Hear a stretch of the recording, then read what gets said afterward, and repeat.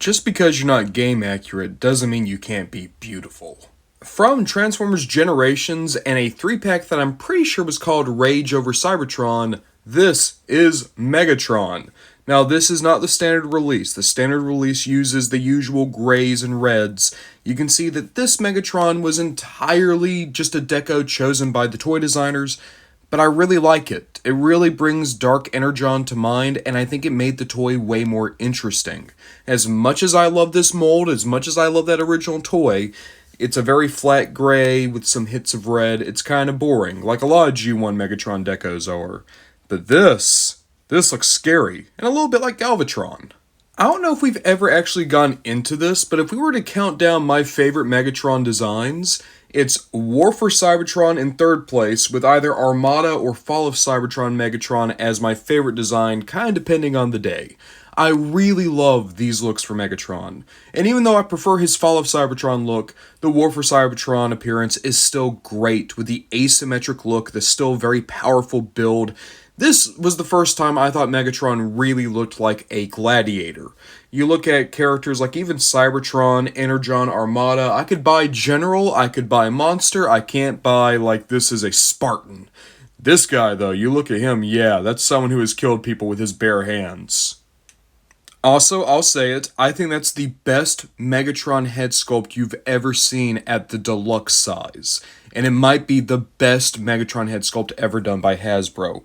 I love how sharp it is, it's so angry. My favorite thing is the original had red eyes, but because this Megatron's supposed to be overcome with Dark Energon, it's more like a little plum color. On some lights it's red, and some lights it's purple. It's a beautiful coat of paint, and I'm so happy that they reserved it to only the eyes. It almost makes it look like his eyes flicker sometimes if you get the right lighting. The rest of the body, as I said, makes more use of purple than gray, though the red is still here, and it gives him a color scheme unique from basically every other Megatron. The only other Megatron adjacent character I can even think of that has this exact layup of colors would probably be like Armada Galvatron, because you do have the reds and the purples and the whites all working together. But I've never seen these colors combined on a Megatron before, and it's great. I especially love how the purple is more inset in things like the thighs and the chest, and meanwhile the exterior is more the silver. It makes it look like this Megatron's a lot more armored up. He's corrupted to his core, and now all this other stuff is like the things kind of holding him together. It's like Darth Vader in a way. Admittedly, a thing I'm not super big on is the translucent purple fusion cannon. The fusion cannon from War for Cybertron is just a bit much. I can kind of get behind it sometimes because I do like the look, but I do think it's a little bit too big. It being in translucent purple kind of takes away from the figure. I kind of wish it was maybe either black or just this beautiful purple, but, you know, collectors love translucent plastic or something, I don't know.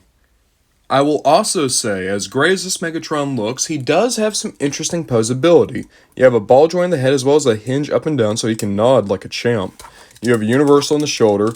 It is different for the shoulders just because the asymmetric look, but you can get good range out of both. Then you have a hinge in the arm with an elbow swivel, and then down here, nothing else, but the hands are poised in such a way that you can get a lot of good expression out of him. There's nothing in the waist. There's a universal in the hip. There's a good upper leg. Ooh, there is a good cut here in the leg. I meant to say upper leg cut, but then you get a deep knee. Like, look at that. Jeez. And then down here on the foot, you can go back and forth and a little bit side to side. This was one of the first times I think that we got ankle pivots in a deluxe. And it's for the transformation, don't get me wrong, but it was cool to see then. It's still cool to see now. So get all that together, and yeah, you can get some great poses out of Megatron. Another amazing thing about this figure really is just the feeling you get with him. He's poised.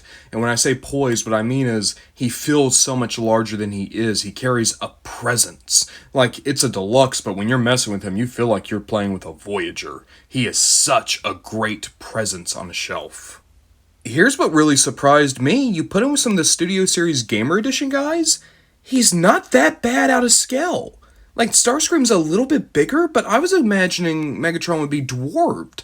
But no, you could probably get these guys in a display together and it would work. Which is great because, I'm going to let you guys in on a secret, Gamer Edition War for Cybertron Megatron is one of the most disappointing figures I've ever messed with. It didn't do anything for me. This original mold hits so much harder. Even with Gamer Edition Optimus is undoubtedly a bigger toy, but it's close enough that I think you could fudge it with really creative posing. I'm really taken aback by this. I was expecting to say like, oh, well, he just doesn't work, but no. His scale actually kinda does almost. So almost that on one hand it's very frustrating, but also now I just want to see, can you make it work on a shelf? But of course, he is way smaller than Planet X Pluto, but that's not really a surprise. And besides, if I had to choose one of these toys to have a big, beautiful version of, it's gonna be my favorite one, right? I love the Fall of Cybertron design. Planet X Pluto, I think, is a better toy. I think it's a better looking toy.